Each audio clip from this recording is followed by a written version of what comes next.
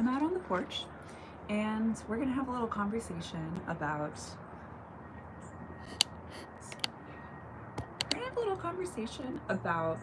um, a concept and kind of a metaphor that has been really impactful for me, um, that is about adapting to change and kind of like sticking with what I like to call the pulse of life.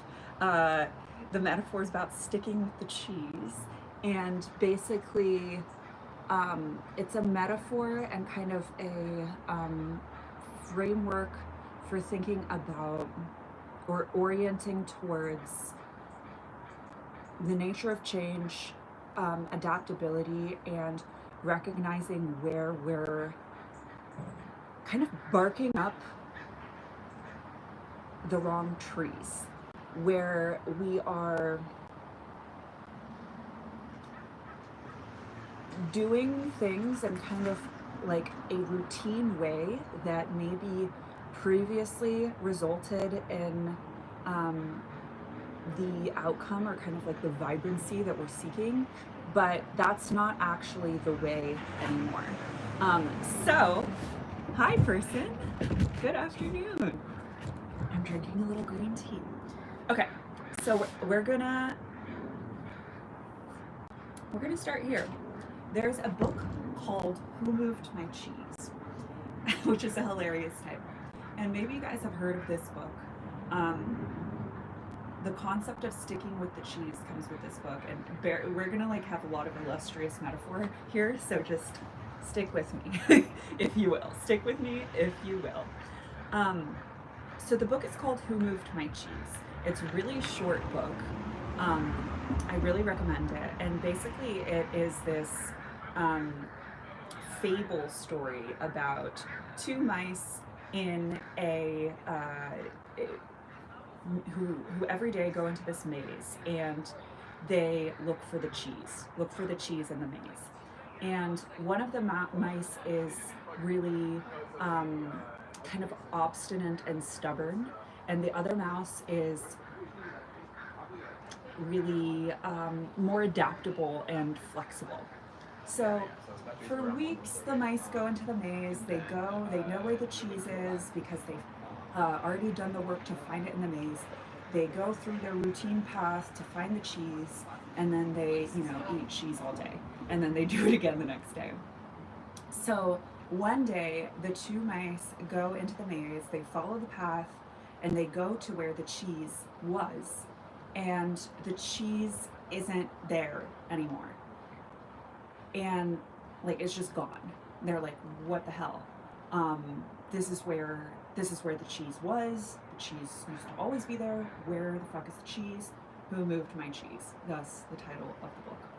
So the obstinate mouse is like really stubborn. It's like, okay, the cheese is gonna come back. All I have to do is keep going back to where the cheese was, and the cheese is gonna be there one day.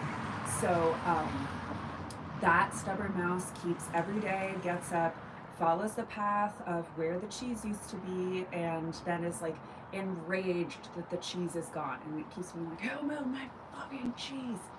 So the second mouse, who's more flexible and adaptable in their ways, decides that they're going to use, I'm just going to say they're both mice. He's going to use his nose and his senses and his attunement to the present moment to find where the cheese is now, because clearly the cheese isn't where it used to be, and there's really no point like being enraged about it, right? So this mouse starts to every morning gets up, enters the maze, sniffs around, and uses his senses to sniff out where the cheese is now. So anyway, long story short, there's like multiple characters in the book. It's like I said, it's very short, but eventually the second mouse, the more flexible mouse, finds the cheese where it is now. But it in kind of that disposition of being adaptable and attuning to like where the cheese is in the present moment.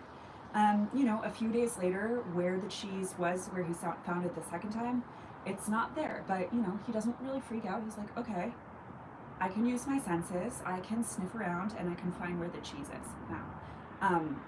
Whereas the first obstinate mouse just is doing the same thing over and over again, growing increasingly more enraged that the cheese isn't where it was for those several blissful cheesy weeks. And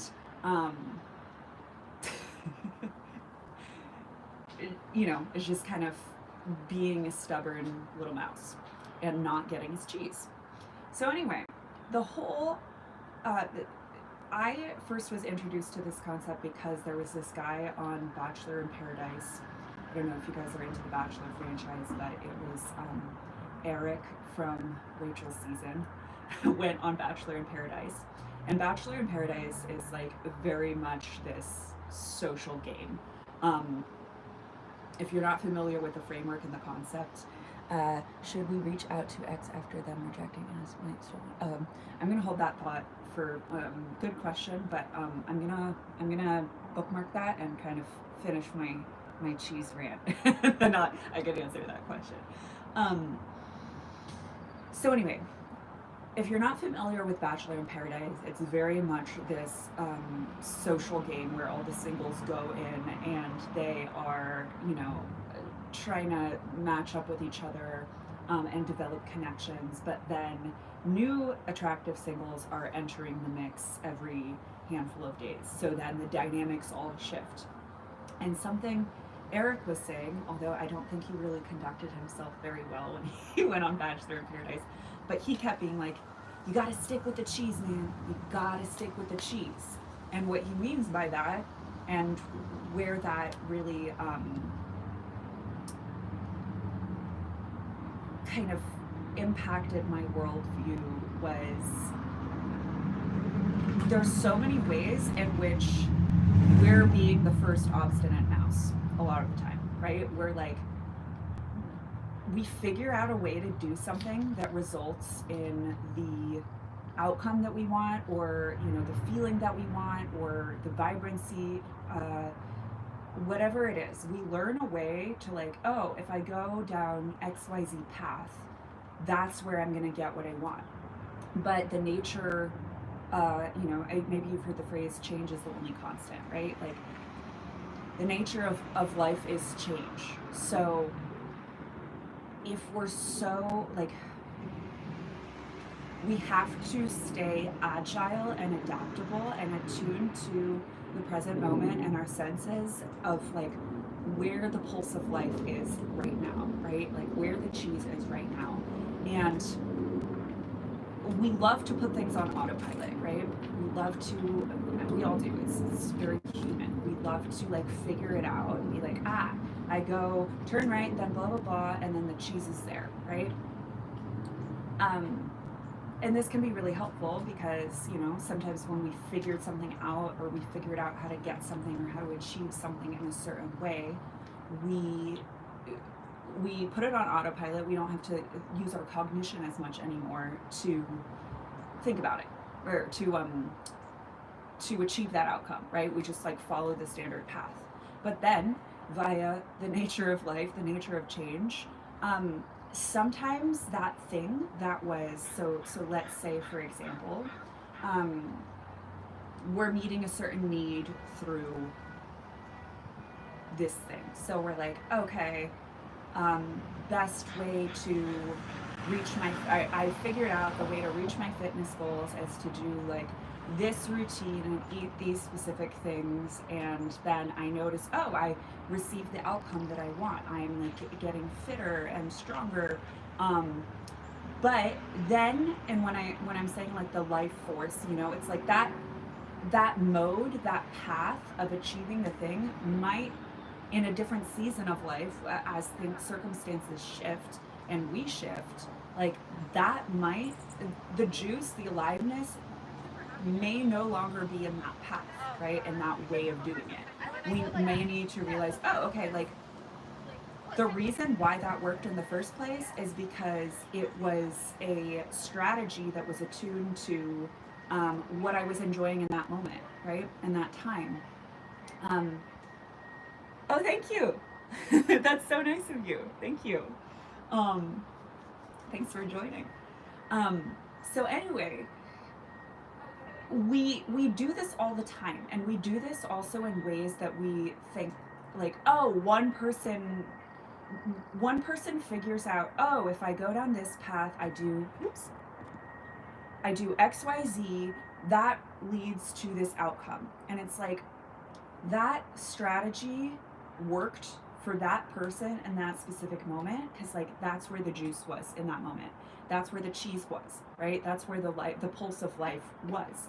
But so then that person's like, oh, here's how you do this. Here's how you reach this outcome. And then everyone else goes following, and it's like, oh, this is how you do this. This is how like you achieve this thing. You follow this, then the cheese is going to be there. But then sometimes the cheese is no longer there, or it's not there for you because it's not an effective strategy for you, because maybe what made it an effective strategy for the person who it worked for the first time is that it aligned with their flow, what they were enjoying. It aligned with their particular skill set. And so it was the path of least resistance, right? But the cheese is always moving. And if we're so stubborn and we're so obstinate and kind of like afraid to stay attuned, stick with the cheese, and use our senses and our presence to sniff out, okay, like what's alive for me now, and adapt our strategy accordingly, we're gonna be that first mouse who's just like being like, what the fuck, this worked before, or this worked for this other person, I'm gonna just keep trying to do this thing and use this strategy that like worked for a while but is no longer working, but like it worked, so why is it like, where the fuck, who moved my cheese, right? So the point of all of this, and what resonates for me in this is I like this story because it reminds me to reflect on like, or to stay agile and to reflect on to reflect on and acknowledge and embrace the nature of like constant change, which is a kind of an oxymoron. And like stay flexible in my strategies based on what actually feels most alive and what actually feels easiest and most accessible now.